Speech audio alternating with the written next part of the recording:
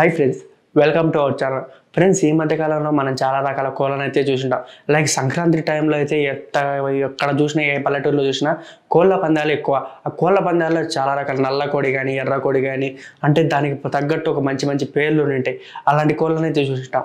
కానీ ఇప్పుడు నేను చెప్పబోయే కోడి పేరు మాత్రం వెరీ డిఫరెంట్. ఇది ఎక్కడుందంటే మన అసలు ఇండియాలో కూడా కాదు. ఇది జీవితకాలం ఎలా అంటే సాధారణ కోడి కంటే ఎక్కువ బతికింది. అంటే మ్యాక్సిమం ఒక మనిషి బతికినంత కాలం అనుకోండి, నార్మల్ మనిషి బతికినంత కాలం. దాని గురించి ఇప్పుడు నేను చెప్పబోతాను. అది ఎక్కడుంది, దాని పేరేంటిది, మిగతా విషయాలన్నీ వీడియోలో తెలుసుకుందాం. అంతకన్నా ముందు మన వీడియో లైక్, షేర్, సబ్స్క్రైబ్ చేసి పక్కన ఉన్న బెల్ ఐకాన్ని క్లిక్ చేయండి. ఇక టాపిక్లోకి వెళ్దాం. యూఎస్ఏలో ఒక కోడి అనేది ఉంది.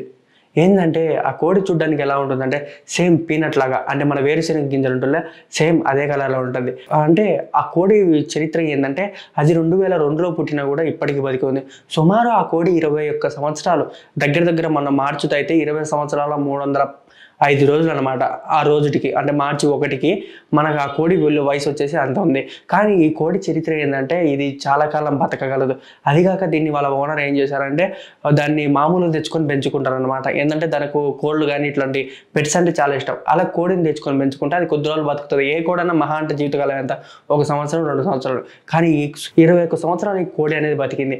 అదిగాక ఈ కోడికి గిన్నీస్ బుక్ రికార్డు కూడా వచ్చింది. అవును, ఎక్కువ కాలం బ్రతికిన కోళ్ళలాగా దీనికి గిన్నీస్ బుక్ వచ్చింది. మామూలు కోళ్ళు గుడ్లు ఎన్ని పెడుతుంది, సహజంగా అయితే కొన్ని పెడుతుంది.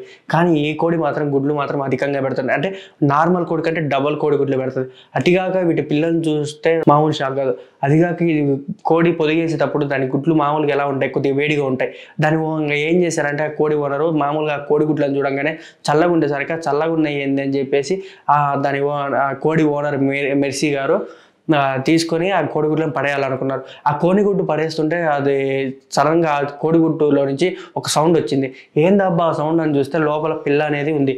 దాన్ని తీసుకెళ్ళి సపరేట్గా ఒక చోట పెట్టి మళ్ళీ పొదుగు అయితే చేశారు. అట్లా చేయడం వల్ల కోడి పిల్లలు కూడా బయటకు వచ్చాయి.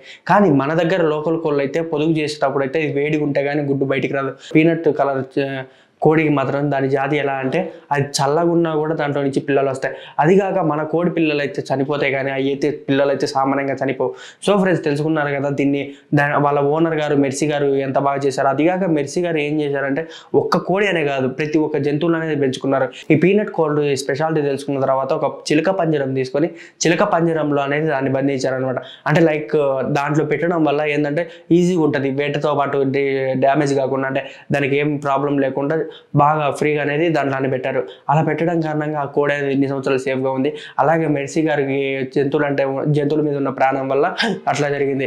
కానీ మన దేశంలో మనకు తెలియదు ఏంటంటే మన ప్రపంచంలో మనుషుల కంటే కోళ్ళే ఎక్కువ ఉన్నాయి. అవును, మనం మామూలు 20 బిలియన్స్ మాత్రమే ఉన్నాం అనుకోండి, అవి ఎంత ఉన్నాయంటే 25 బిలియన్స్ వరకు ఉన్నాయన్నమాట. సో తెలుసుకున్నారు కదా కోళ్ళ జాతి ఎంత ఎక్కువ ఉందో, అది కాక కోళ్ళు ఎంత ఎక్కువ ఉన్నాయో. మరికొత్త టాపిక్తో నేను మీ ముందుకు వస్తాను. అంతటా బాయ్ బాయ్.